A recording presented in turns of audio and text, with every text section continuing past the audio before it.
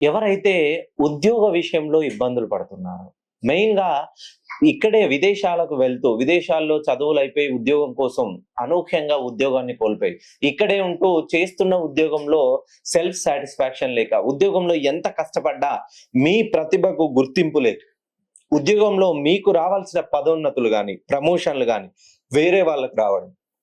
మీరు ఎంత కష్టపడ్డా మీ ప్రతిభకు సరైన గుర్తింపు లేకపోవడం. చేస్తున్న ఉద్యోగాన్ని వదిలేసి వెళ్ళాలనంటే నూతన ఉద్యోగం దొరుకుతుందా లేదా? ఈ ఉద్యోగాన్ని ఎప్పుడు వదిలేయాలి? అంటూ చాలా మంది నాకు కంటిన్యూయస్‌గా మెసేజ్ చేస్తున్నారు.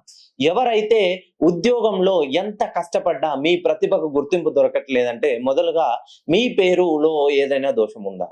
మీ జాతక చక్రాన్ని మీ డేట్ ఆఫ్ బర్త్‌కు తగ్గట్టుగా ఎవరి డేట్ ఆఫ్ బర్త్‌లోనైతే సుమారుగా 3 ఒకట్లు గాని, 3 తొమ్మిదులు గాని ఉంటే వాళ్ళకి 19 కాంబినేషన్ ఎప్పటికీ ఉద్యోగం ఎంత చేసినా మీరు ఎన్ని లక్షలు సంపాదించినా అది బూడిదలో పోసిన పన్నీర్ లాగానే పోతుంది.